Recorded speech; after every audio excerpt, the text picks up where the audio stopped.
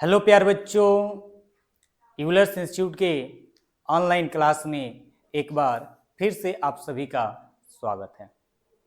प्यारे बच्चों, आज हम लेक्चर नंबर 5 लेकर आ गए हैं। Lecture number 5। इस लेक्चर नंबर 5 में हम लोग पढ़ेंगे रासायनिक अभिक्रियाओं के जो प्रकार पढ़ रहे थे। जो लेक्चर नंबर हम लोग किसमें पढ़े थे प्यारे बच्चों? लेक्चर नंबर हम लोग पढ़े थे 4 में। कहां तक पढ़े थे? तो हम लोग रासायनिक अभिक्रियाओं के 4 प्रकार के बारे में पढ़े थे। हमने देखा था संयोजन अभिक्रिया, वियोजन अभिक्रिया, विस्थापन अभिक्रिया, द्विविस्थापन अभिक्रिया। रासायनिक अभिक्रियाओं का 5वां जो प्रकार होता है अवक्षेपण अभिक्रिया। क्या होता है प्यारे बच्चों? अवक्षेपण अभिक्रिया। आइए अवक्षेपण अभिक्रिया को हम लोग समझते हैं। ध्यान दीजिएगा, अवक्षेपण अभिक्रिया क्या होता है, जिसको हम लोग कह सकते हैं जिस रासायनिक अभिक्रिया में किसी अवक्षेप का निर्माण हो।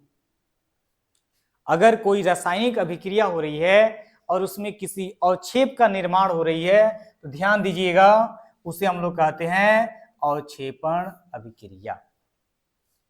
अगर किसी रासायनिक अभिक्रिया में प्यारे बच्चों किसी अवक्षेप का निर्माण हो रहा हो तो हम लोग उसे कहेंगे कि यह जो रासायनिक अभिक्रिया है यह क्या है? अवक्षेपण अभिक्रिया है। अवक्षेप क्या होता है प्यारे बच्चों? समझिएगा, अवक्षेप ये जो है एक प्रकार का श्वेत क्या होता है? श्वेत जो होता है, श्वेत ठोस पदार्थ होता है। श्वेत क्या होता है? ठोस पदार्थ होता है। आइए एग्जाम्पल के माध्यम से समझते हैं। एग्जाम्पल के माध्यम से समझते हैं।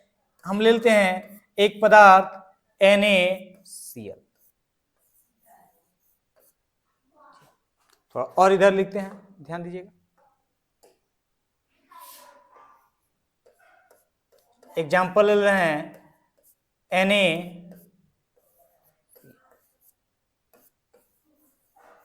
एक्वस के रूप में। किसके रूप में? एक्वस के रूप में। इसकी अभिक्रिया हम कराते हैं AgNO3 के साथ। किसके साथ कराते हैं? AgNO3 के साथ। ये भी एक्वस के रूप में, ठीक है ना। तो ध्यान दीजिएगा प्यार बच्चों, ये आपस में अभिक्रिया करके इसको यहां लिख दे रहे हैं नीचे, ये बनाती है। एक काम करते हैं, इसको दूसरे कलर से लिख दे रहे हैं। ये बनाती है, ध्यान दीजिएगा, AgCl। क्या बनाती है? AgCl प्लस क्या बनता है? ये ध्यान दीजिएगा, ये ठोस के रूप में बनता है, प्लस बनता है NaNO। और ये जो आपका होता है AgCl, ये एक श्वेत क्या होता है? श्वेत क्या होता है? ठोस पदार्थ होता है। ध्यान दीजिएगा, जिस रासायनिक अभिक्रिया में, यहां पे ध्यान दीजिएगा, जिस रासायनिक अभिक्रिया में किसी अवक्षेप का निर्माण हो। अवक्षेप का मतलब होता है श्वेत पदार्थ का निर्माण हो, ठीक है ना। अवक्षेप का निर्माण हो, उसे हम लोग क्या कहते हैं? अवक्षेपण अभिक्रिया कहते हैं। यहां ध्यान दीजिए, एक नोट लिखा हुआ है कि अवक्षेपण एक प्रकार का द्विविस्थापन अभिक्रियाएं है। अवक्षेपण जो होता है एक प्रकार का द्विविस्थापन अभिक्रियाएं ही होती है, क्योंकि आपने देखा था कि द्विविस्थापन अभिक्रिया में दो यौगिक अपने तत्वों की अदला बदली कर रहे थे, ठीक है ना। क्या कर रहे थे प्यारे बच्चों? दो यौगिक जो होते हैं अपने तत्वों की अदला बदली करके दो नए यौगिकों का क्या करते हैं? निर्माण करते हैं। देखिए सेम वही काम यहाँ पे हुआ है, Na और Cl, ठीक है ना। अपने आयनों की अदला बदली, ये प्लस माइनस, तो Na इसमें किसके साथ? NO3 के साथ चला गया तो बना है NaNO3 यानी सोडियम नाइट्रेट बना है। और यहाँ पे सिल्वर क्या बना है? क्लोराइड बना है, ठीक है ना। और सिल्वर क्लोराइड जो होता है एक प्रकार का ठोस श्वेत होता है। क्या होता है? ठोस श्वेत पदार्थ होता है। तो इस अभिक्रिया को हम लोग क्या कहेंगे? अवक्षेपण अभिक्रिया। आ रही बात समझ में? जिस रासायनिक अभिक्रिया में, जिस रासायनिक अभिक्रिया में अवक्षेप का निर्माण हो उसे हम लोग क्या कहेंगे, अवक्षेपण अभिक्रिया। बात समझ में आ रही है? आगे बढ़ा जाए, चलिए आगे बढ़ते हैं।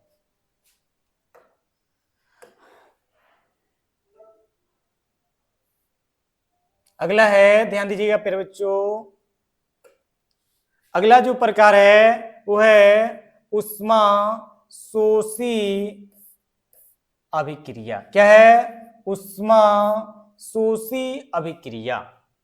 ध्यान दीजिएगा प्यारे बच्चों, उष्मा शोषी अभिक्रिया का डिफिनेशन पे ध्यान दीजिएगा। जिस रासायनिक अभिक्रिया में उष्मा या इसको हम बोल सकते हैं ऊर्जा का अवशोषण हो, उष्मा शोषी अभिक्रिया कहलाता है। अगर कोई रासायनिक अभिक्रिया हो रही है और उसमें क्या हो, उष्मा का शोषण हो, यानी उसको बाहर से उष्मा की जरूरत हो, तो प्यारे बच्चों ऐसी रासायनिक अभिक्रिया को हम लोग क्या कहते हैं, उष्मा शोषी अभिक्रिया। क्या कहते हैं प्यारे बच्चों, उष्मा शोषी अभिक्रिया। चलिए एग्जाम्पल के माध्यम से समझते हैं, एग्जाम्पल के माध्यम से समझते हैं, ठीक है ना। H2 plus O2, H2 plus O2 मिलकर बनाता है H2O। क्या बनाता है? H2O बनाता है। ध्यान दीजिएगा प्यारे बच्चों, इस रासायनिक अभिक्रिया को कंप्लीट होने के लिए हमें बाहर से किसकी आवश्यकता होती है? उष्मा की आवश्यकता होती है। यानी इस रासायनिक अभिक्रिया में उष्मा का क्या होता है? शोषण होता है।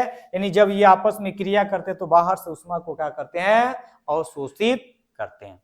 तो जिस रासायनिक अभिक्रिया में उष्मा का अवशोषण हो, तो प्यारे बच्चों ऐसी रासायनिक अभिक्रिया को हम लोग क्या कहेंगे? ऐसी रासायनिक अभिक्रिया को कहेंगे उष्मा शोषी अभिक्रिया।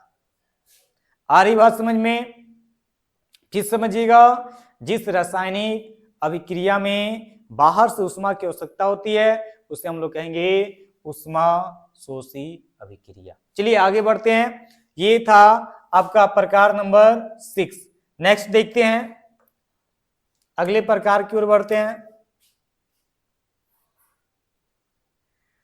रासायनिक अभिक्रिया के प्रकार नंबर जो 7 है वो है उष्मा क्षेपी अभिक्रियाएं। उष्मा क्षेपी अभिक्रियाएं, आइए समझते हैं। जिस रासायनिक अभिक्रिया में उष्मा यानी ऊर्जा उत्सर्जित हो, उष्मा क्षेपी अभिक्रियाएं कहलाते हैं। ध्यान दीजिएगा प्यारे बच्चों, क्या कहा जा रहा है? जिस रासायनिक अभिक्रिया में, जिस रासायनिक अभिक्रिया में क्या हो, उष्मा या ऊर्जा का क्या हो, उत्सर्जन हो। उत्सर्जित का मतलब होता है उष्मा क्या हो, बाहर निकले। जिस रासायनिक अभिक्रिया में उष्मा क्या हो, बाहर निकले, तो उस रासायनिक अभिक्रिया को प्यारे बच्चों क्या कहते हैं हम लोग? उष्मा क्षेपी अभिक्रियाएं कहते हैं। ध्यान दीजिएगा, यहाँ पे जैसे हम कर सकते हैं, प्राकृतिक गैस मीथेन का जलना उष्मा क्षेपी अभिक्रियाएं हैं। प्राकृतिक जो गैस होते हैं मीथेन, एग्जाम्पल के इसको क्या समीकरण के रूप में हम क्या करते हैं? दर्शा देते हैं। लीजिए, आपका मीथेन क्या होता है? CH4। CH4। अब इसको हम लोग क्या करेंगे? O2 की उपस्थिति में जलाएंगे तो ये क्या बनाएगा प्यारे बच्चों? ये बनाएगा CO2, ये बनाएगा H2O। अब प्लस इसमें से क्या निकलेगी? प्लस इसमें से निकलेगी प्यारे बच्चों, इसमें से निकलेगी उष्मा। यहां पे लिख दे रहे हैं उष्मा। आप देखते हैं आपके घरों में जो गैस जलाया जाता है, ठीक है ना, उसमें आपका मीथेन गैस होता है। जब उसको हम लोग जलाते हैं ना, ठीक है ना, तो क्या होता है? उससे क्या निकलता है? उष्मा बाहर निकलता है। तो जिस रासायनिक अभिक्रिया में बच्चों क्या होता है कि ऊर्जा निकलती है। क्या निकलती है? ऊर्जा, या उसको हम क्या बोल सकते हैं? उष्मा। तो वैसे रासायनिक अभिक्रिया को प्यारे बच्चों हम लोग क्या कहते हैं? उष्मा क्षेपी अभिक्रियाएं कहते हैं। कहीं भी अगर हम दहन की प्रक्रिया कर रहे हैं, किसी वस्तु को जला रहे हैं, तो वहां पे अधिकांश देखिएगा प्यारे बच्चों क्या निकलती है, उष्मा निकलती है। तो जितनी भी दहन वाली प्रक्रियाएं होती है सब में क्या होती है, उष्मा निकलती है। तो सारे के सारे दहन वाली जो रासायनिक अभिक्रियाएं होंगी वो क्या होंगी, उष्माक्षेपी अभिक्रियाएं होंगी। आ रही बात समझ में? आप सब देखे होंगे कि चूना को जब जल में डाला जाता है, चूना को किस में डाला जाता है, जल में डाला जाता है, तो वहां से भी क्या निकलती है, उष्मा निकलती है। तो उसे भी हम लोग कहेंगे उष्माक्षेपी अभिक्रिया। आ रही बात समझ में? जिस रासायनिक अभिक्रिया में उष्मा निकलती हो उसे हम लोग क्या कहेंगे, उष्माक्षेपी अभिक्रिया कहेंगे। चलिए आगे बढ़ते हैं। आप इसको स्क्रीनशॉट लेकर या वीडियो को रोक कर क्या कर सकते हैं, नोट भी करते जाइएगा। और जो भी एग्जाम्पल आपको दिया जा रहा है उसको लिखना नहीं भूलना है। आ रही बात समझ में? चलिए आगे बढ़ते हैं।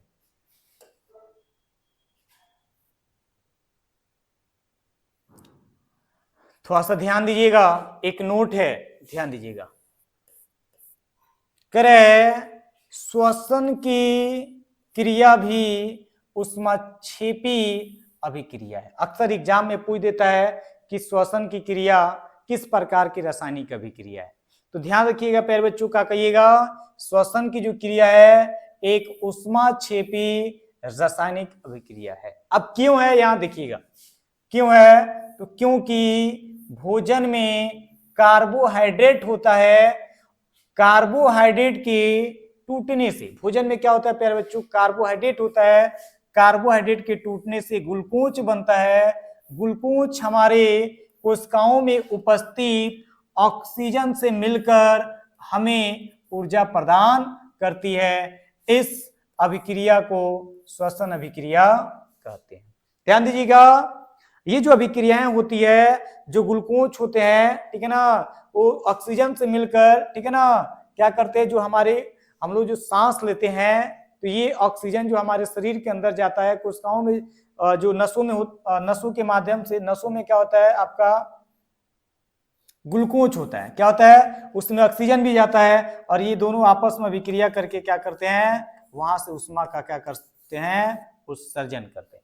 तो ये जो अभिक्रियाएं हो रही है ना, इसको प्यारे बच्चों हम लोग क्या कहते हैं, श्वसन अभिक्रिया भी कहते हैं। अब ध्यान दीजिएगा, चूंकि इस अभिक्रिया में ऊर्जा भी निकलती है, यही कारण है कि श्वसन को उष्माक्षेपी अभिक्रिया कहते हैं। आ रही बात समझ में प्यारे बच्चों? अगर आपसे कोई क्वेश्चन भी कर दे कि श्वसन को उष्माक्षेपी अभिक्रिया क्यों कहते हैं, तो आप ये क्या कर सकते हो, लिख सकते हो। अगर कोई आपसे क्वेश्चन भी कर दे कि श्वसन को उष्माक्षेपी अभिक्रिया क्यों कहते हैं, तो कह सकते हैं कि श्वसन की क्रिया भी एक उष्माक्षेपी अभिक्रिया है, क्योंकि भोजन में कार्बोहाइड्रेट होता है, कार्बोहाइड्रेट के टूटने से ग्लूकोज बनता है, ग्लूकोज हमारे कोशिका में उपस्थित ऑक्सीजन से मिलकर हमें क्या करती है, ऊर्जा प्रदान करती है। इस अभिक्रिया को श्वसन अभिक्रिया कहते हैं, चूंकि इस अभिक्रिया में ऊर्जा भी निकलती है, यही कारण है कि हम इसे क्या कहते हैं, उष्माक्षेपी अभिक्रिया कहते हैं। चलिए समझते हैं, ठीक है ना।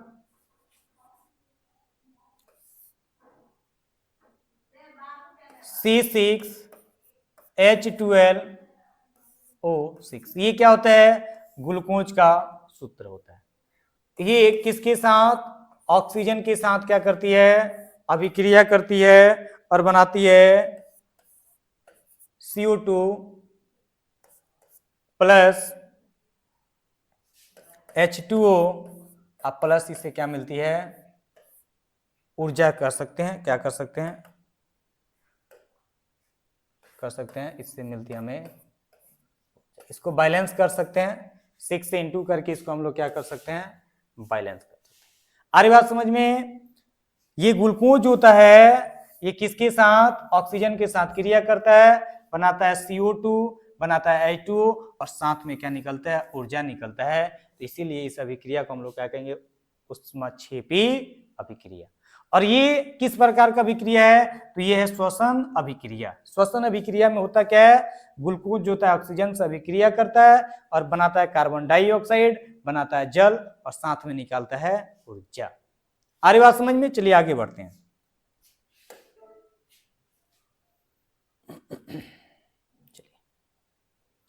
अगला नोट है प्यारे बच्चों, साग सब्जियों अर्थात वनस्पतियों पदार्थों का विघटित होकर, ध्यान दीजिएगा, साग सब्जियों अर्थात वनस्पतियों पदार्थों का विघटित होकर कंपोस्ट बनना भी ऊष्माक्षेपी अभिक्रिया है, क्योंकि इसके दौरान भी ऊष्मा उत्सर्जित होती है।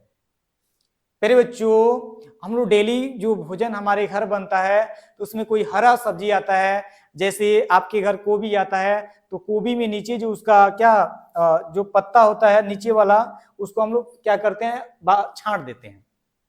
जो उसका फूल होता है उसको बनाते हैं, ठीक है ना। जो उसका डंटी होता है उसको हम छांट देते हैं। पालक वगैरह हो गया, अगर कोई हरा सब्जी है और उसको हम इकट्ठा कहीं पे रख देंगे ना, तो आप देखिएगा वो कंपोस्ट बन जाता है, विघटित होकर क्या बनता है, उसका कंपोस्ट बन जाता है और उससे क्या होती है, ऊष्मा बाहर निकलती है। अगर ऐसा नहीं आप देखे हैं तो आप देखिएगा कहीं पे, ठीक है ना, हरे कोई भी, ठीक है ना, जैसे पालक वगैरह हो गया, उसको कहीं रख दीजिएगा, उसको 1-2 दिन तक छोड़ दीजिएगा, उसके बाद से वहां पे जाकर देखिएगा तो आप उसको जैसे हटेगा ना तो आपको महसूस होगा कि वहां से क्या हो रही है, ऊष्मा निकल रही है।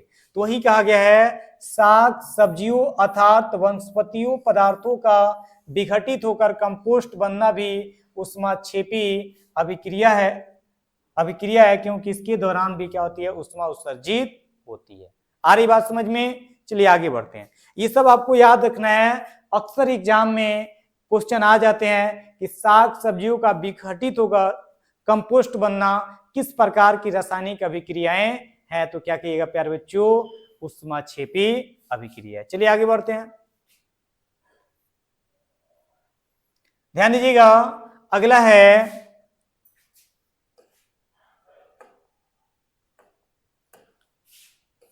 8 नंबर जो है वो है उदासीनीकरण अभिक्रियाएं। क्या है? उदासीनीकरण अभिक्रियाएं। ध्यान दीजिएगा प्यारे बच्चों, क्या कहेंगे वैसी रासायनिक अभिक्रिया जिनमें 2 विपरीत प्रकृति वाले अभिकारक जैसे अम्ल और क्षार, या इसको हम लोग भस्म भी बोल सकते हैं, एक दूसरे के गुणों को पूर्णतः उदासीन कर दे अर्थात लवण का निर्माण करे, उदासीन अभिक्रियाएं कहलाते हैं। या इसको एकदम सिंपल भाषा में प्यारे बच्चों बोल सकते हो कि जब अम्ल और क्षार आपस में अभिक्रिया करते हैं और लवण का निर्माण करते हैं तो ऐसे रासायनिक अभिक्रिया को प्यारे बच्चों हम लोग क्या बोलते हैं, हम लोग बोलते हैं उदासीनीकरण अभिक्रियाएं। जब अम्ल और क्षार प्यारे बच्चों क्या करते हैं, आपस में अभिक्रिया करते हैं और किसका निर्माण करते हैं, लवण का निर्माण करते हैं। किसका निर्माण करते हैं, लवण का निर्माण करते हैं। तो प्यारे बच्चों ऐसे रासायनिक अभिक्रिया को हम लोग बोलते हैं उदासीनीकरण अभिक्रियाएं। आइए एग्जाम्पल के माध्यम से समझते हैं। एग्जाम्पल के माध्यम से समझते हैं।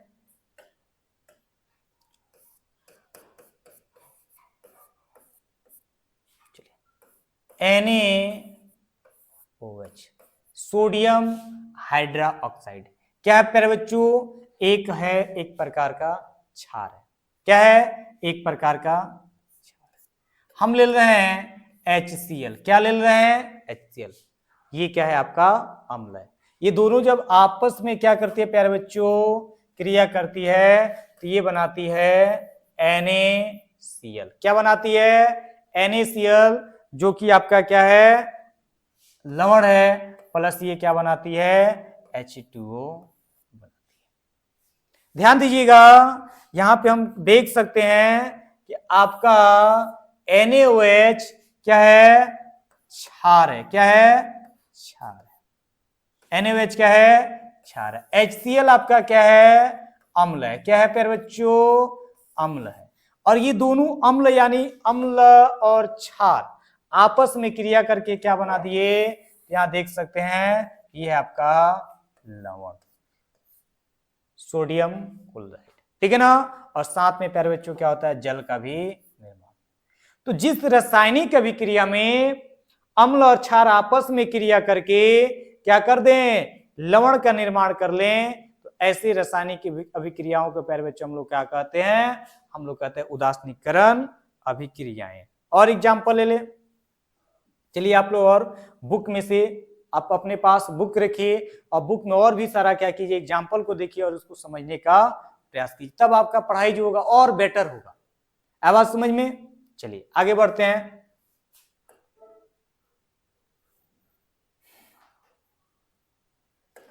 चलिए ध्यान दीजिएगा प्यारे बच्चों, प्रकार नंबर जो है 9 है प्रकाश रासायनिक अभिक्रियाएं, फोटो केमिकल रिएक्शन। प्रकाश रासायनिक अभिक्रियाएं, प्रकाश रासायनिक अभिक्रियाएं। आइए समझते हैं। ध्यान दीजिएगा प्यारे बच्चों, कह सकते हैं कि सूर्य के प्रकाश की उपस्थिति में संपन्न रासायनिक अभिक्रियाओं को प्रकाश रासायनिक अभिक्रियाएं कहते हैं। फिर से समझिएगा, सूर्य के प्रकाश के उपस्थिति में संपन्न होने वाले रासायनिक अभिक्रियाओं को प्रकाश रासायनिक अभिक्रियाएं कहते हैं। सूर्य के प्रकाश के उपस्थिति में जो भी अभिक्रियाएं प्यारे बच्चों संपन्न होती है, उस अभिक्रिया को क्या कहते हैं? प्रकाश रासायनिक अभिक्रिया कहते हैं। बात समझ में आ रही है? तो चलिए यहां पे एक एग्जांपल ले रहे हैं, एक एग्जांपल ले रहे हैं, ठीक है ना।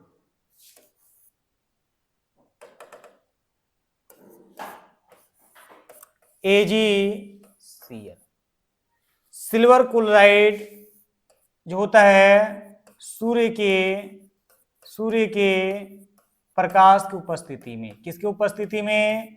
सूर्य के प्रकाश की उपस्थिति में सिल्वर, ठीक है ना, और प्लस क्लोरीन गैस के रूप में क्या होता है?